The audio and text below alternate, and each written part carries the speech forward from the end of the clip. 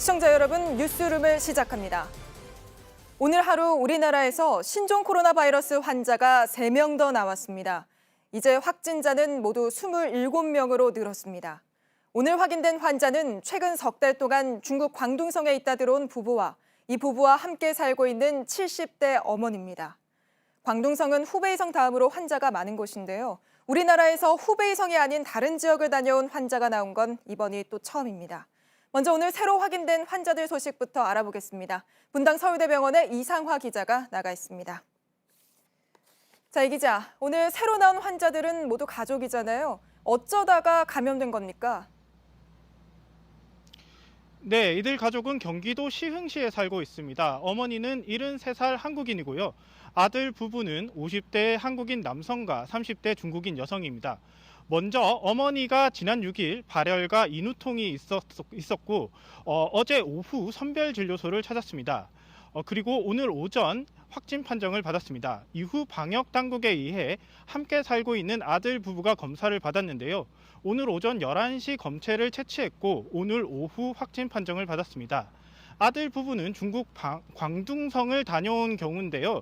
방역 당국은 아들 부부가 먼저 발병을 하고 이후 어머니께 감염을 시킨 또 다른 가족 내 감염 사례로 보고 있습니다. 현재 어머니는 이곳 분당 서울대병원에, 아들 부부는 경기도 의료원 안성병원에서 격리 치료받고 있습니다. 네, 그런데 감염이 된 사람, 그러니까 이 어머니가 아들 부부보다 먼저 확진 판정을 받았죠. 지금까지 나온 사례들과는 좀 다른 부분인데 이 부분을 자세히 설명해 주시죠. 네, 맞습니다. 오늘 오전까지만 해도 어머니의 감염 경로가 정확하게 파악되지 않았습니다. 어머니는 중국에 다녀오지 않았고 확진자의 접촉자도 아니었기 때문입니다. 먼저 어머니가 선별진료소를 찾았고 이후 방역당국이 아들 부부를 검사를 한 겁니다. 그러니까 감염된 사람보다 감염을 시킨 사람이 방역망에 더 늦게 발견이 된 경우인 겁니다. 네, 그리고 현재 아들 부부는 중국 광둥성에 지난 11월부터 1월 31일까지 다녀온 걸로 알려졌습니다. 예, 우리나라에서 처음으로 나온 70대 환자 아닙니까? 건강 상태는 어떤지 걱정이 되는데요. 네, 가장 고령인 고령인 경우가 맞습니다. 방역 당국도 70대 고령이기 때문에 환자의 상태를 면밀히 살펴보고 있다고 밝혔습니다. 하지만 다른 확진자와 마찬가지로 현재 상태는 양호한 것으로 전해졌습니다. 발열이 조금 있었는데요. 현재는 지금 열이 내린 상태로 전해졌습니다.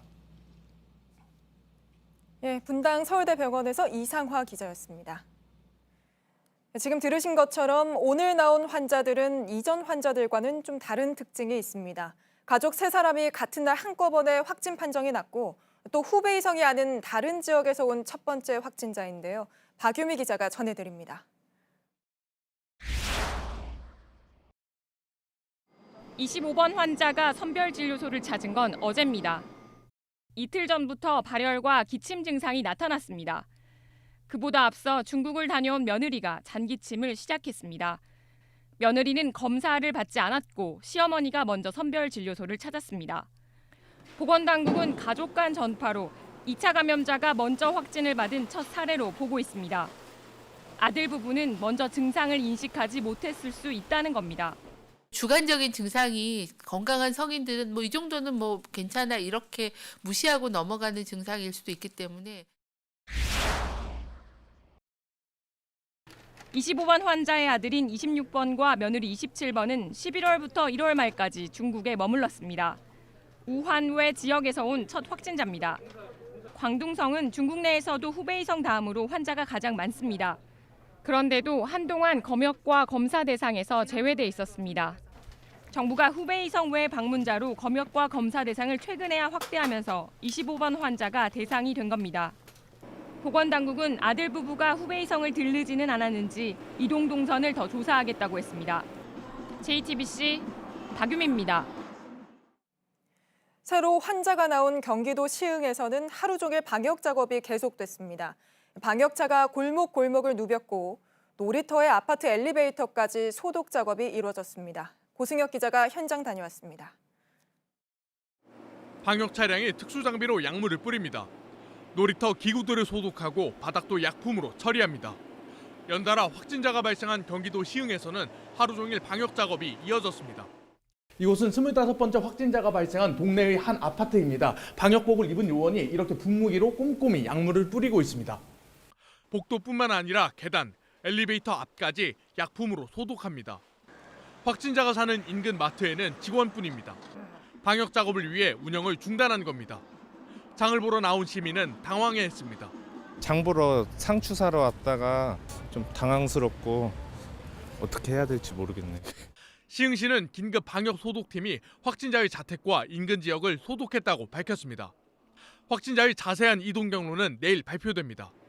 JTBC 고승혁입니다. 예, 전문가와 함께 더 이야기 나눠보겠습니다. 가천대 길병원 엄중식 교수님 나와 계십니다. 네, 교수님 어서 오십시오. 네, 안녕하십니까. 네, 오늘 새로 나온 환자들이 좀 이전 환자들과는 다른 모습인데요. 가족들 중에서 그것도 감염된 사람이 먼저 확진 판정을 받았습니다. 이게 좀 특이한 사례인 거죠? 예, 증상이 시작된 순서하고 확진된 예. 순서가 좀 뒤바뀌어 버린 그런 상황인데 네. 임상적으로는 뭐 충분히 가능한 상황이라고 보고 있습니다. 문제는 이제 이 며느님 아드님이 감염되어 온 광둥성 이 부분을 여행 제한이나 아니면 입국 제한에 대상적으로 넣어야 되느냐 이 판단이 예. 더 중요할 것 같습니다. 예, 그 부분은 저희가 잠시 뒤 또 이야기를 나눌 텐데요. 일단 그 어머니가 우리나라에서 처음으로 나온 70대 고령 환자잖아요. 이게 아무래도 지금 건강 상태가 양호하다고 해서 다행입니다만은 혹시 고령자들의 증상이 더 빨리 나타나거나 아니면 취약하다거나 그럴 수 있는 건가요? 네, 이제 고령자들을 염려하는 이유는 면역이 떨어져 있기 때문에 아무래도 예. 사망률이나 이런 것들이 높기 때문입니다. 네. 그런데 이 면역이 떨어져 있으면 생각 밖으로 증상이 정확하지 않거나 늦게 나타나게 됩니다. 네. 그래서 이 70대 환자분의 경우에는 비교적 증상이 정확하고 빠르게 나타났기 때문에 네. 오히려 면역 상태가 정상적이고 전신 상태가 좋지 않으실까 이렇게 예측을 하고 있습니다. 예, 다행이네요. 사실 며느리가 먼저 기침 증상이 있었다고 정부가 발표했는데 따로 검사를 받지는 않았다는 거죠. 어느 정도 기침을 해야 검사를 받는 게 좋다고 봐야 될까요? 기침의 양이나 예. 기간보다는 지금 이제 사례 정의가 좀 바뀌었는데 며칠 전에요. 네. 근데 여기가 이제 그동안은 우한, 후베이성 방문으로 여행지가 정해져 있다가 지금 이제 중국 전역으로 바뀌었습니다. 예. 그러니까 이제 중국 전역을 어디든 여행을 갔다 온 다음에 열이나 호흡기 증상이 있으면 확진 검사를 받아야 되는 의심 환자 대상으로 분류가 되고 있습니다. 네. 이 부분에 조금 더 많은 그 이해가 필요할 것 같습니다. 예. 그리고 또 하나 좀 궁금한 게 오늘 슈퍼 감염은 아직까지 없다. 이렇게 정부가 발표를 했는데 그렇게 봐도 되는 거겠죠? 아직까지는. 근데 아직까지는 슈퍼 전파 상황이 예. 발생하지 않은 것으로 보고 있습니다. 대부분 전파가 2~3명 정도 단위에서 끝이 나고 있기 때문에 네. 뭐 이 정도는 충분히 가능한 범위라고 보고 있습니다.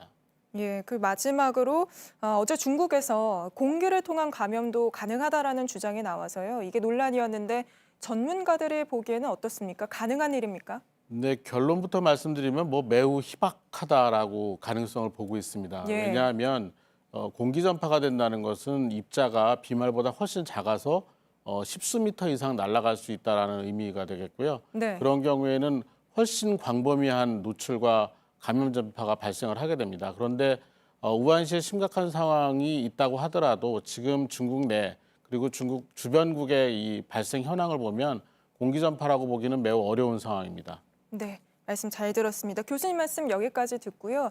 오늘 정부가 발표한 새로운 대책 먼저 좀 보고 또 이야기 나눠보도록 하겠습니다.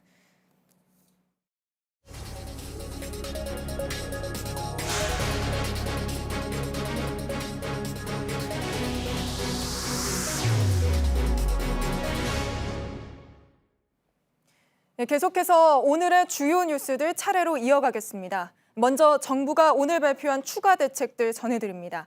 정부는 우선 중국에서 들어오는 사람들에게 휴대전화 앱을 설치하도록 해서 직접 건강 상태를 모니터링할 수 있도록 하겠다고 했습니다. 중국 내 다른 위험 지역까지 입국 제한을 확대할지에 대해선 상황에 따라 추가로 검토하겠다고 밝혔습니다. 김세현 기자입니다. 입국자 사후 관리를 위하여 내 외국인 입국자의 건강 상태 모니터링을 위한 자가 진단 앱을 개발하고 보급하겠습니다. 코로나 바이러스를 막기 위한 자가 진단용 앱은 이번 주 수요일부터 적용합니다. 중국에서 들어오는 입국자와 자가 격리자들은 앱을 설치해야 합니다. 앱을 통해 건강 상태를 매일 확인하게 한다는 겁니다. 현재 몸 상태와 발열과 인후통 등의 증상을 스스로 진단해 입력합니다. 이상이 있으면 1339 전화로 자동 연결돼 상담을 받게 됩니다. 하지만 GPS 기능을 통한 실시간 모니터링은 하지 않는다고 강조한 바 있어 실효성에는 의문이 남습니다.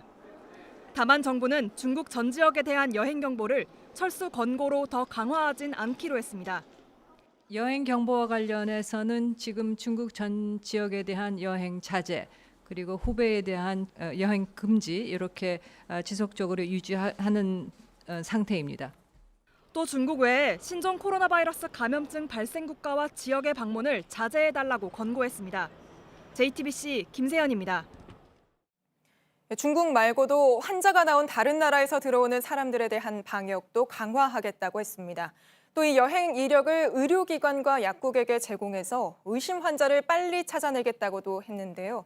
진단검사도 이달 말까지는 하루 10,000건까지 할 수 있도록 하겠다는 게 정부의 계획입니다. 이어서 유미혜 기자입니다. 정부는 현재 하루 3,000명 정도 가능한 진단검사를 10,000명까지 대폭 확대한다고 발표했습니다. 연구소, 병원 등 모든 자원을 동원해서 2월 말까지 현재의 3배 수준, 즉 하루 1만 건의 진단 검사가 가능하도록 검사 물량을 확대하겠습니다. 중국이 아닌 다른 위험 국가를 방문한 경우에도 곧바로 검사를 받을 수 있게 빠르게 감염 여부를 파악하기 위한 조치입니다. 의료기관과 약국에서 환자의 여행 이력 정보를 확인하는 것도 가능해집니다. 의료진이 진단을 보다 정확하고 쉽게 하기 위한 겁니다. 격리자 관리는 행정안전부가 전담해 자가격리를 철저히 지키도록 할 방침입니다. 감염병 환자들을 격리해 치료할 수 있는 음압병실도 900개 넘게 확보할 방침입니다. 정부는 현재 198개인 국가지정 음압치료 병상을 900개 이상 확보하는 등 의료 자원을 효과적으로 활용하기 위한 현재 국가지정 음압병실은 전국에 총 161개, 병상 수로는 198개가 있습니다. 특히 지역별로는 서울에 43개가 있지만 광역시는 10개 정도에 그칩니다. 부산과 대구가 10개씩, 인천 16개, 광주 12개, 대전 8개 등에 불과합니다. 정부는 민간 의료기관과 협력해 병실은 물론 의료진도 충분히 확보하겠다고 밝혔습니다. JTBC 유미입니다. 정부는 또 중국 우한에 3번째 전세기를 보내 우리 교민들을 데려오기로 했습니다. 중국인 아내만 두고 올 수 없다는 등 이런저런 이유로 우한에 남아있던 교민이 한 200명 정도 되는데요. 이번엔 우리 교민의 중국 국적 배우자 그리고 자녀까지 함께 데려온다는 계획입니다. 정부는 이들이 들어오면 머물 시설도 검토하고 있습니다. 정영재 기자입니다.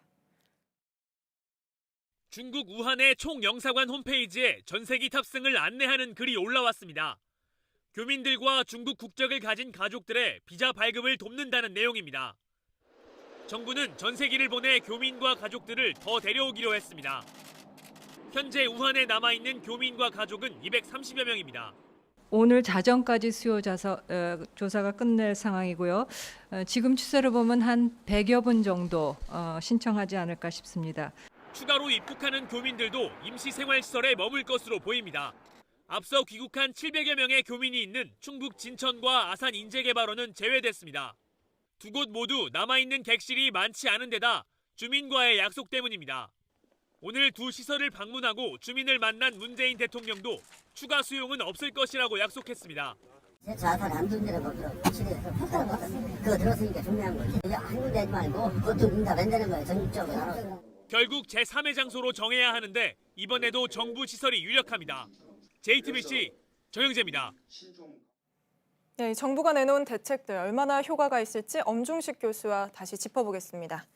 네, 교수님 다시 돌아와서요. 우선 정부가 입국 제한 범위를 후베이성에서 더 넓히지는 않았습니다. 네, 아까 말씀하신 것처럼 광둥성이라든지 좀 많은 지역 여기는 좀 확대할 필요가 있다 이런 얘기를 하셨는데 어떻게 보십니까? 네, 뭐 그 감염을 전문으로 하는 학회들에서는 네. 대부분 조금 더 이 지역사회 감염 유행이 확인이 되거나 많이 추정이 되는 그런 지역에 대해서 확대를 계속 요구를 하고 있습니다. 네. 그런데 이제 정부 입장에서는 이런 여행 제한 또는 입국 제한과 관련된 다른 부수적인 요인들을 함께 검토를 하고 있는데 예. 만약에 이제 이런 광둥성에서 또 다른 그 지역사회 감염 유행의 증거가 나온다면 네. 더 미루기는 좀 어렵지 않을까 이렇게 예상을 합니다. 아무래도 들어오는 사람 수를 좀 제한을 해야 검역도 좀 철저히 할 수 있고 방역도 할 수 있다 이런 판단이신 거죠? 네, 검역 과정이라는 것이 예. 제한된 인원으로 너무 많은 사람을 하다 보면 제대로 걸러낼 수 없는 상황이 네. 발생하게 됩니다. 그래서 좀 효율적인 이 이동의 그 제한 이런 것들이 필요하다고 생각을 하고 있습니다. 네.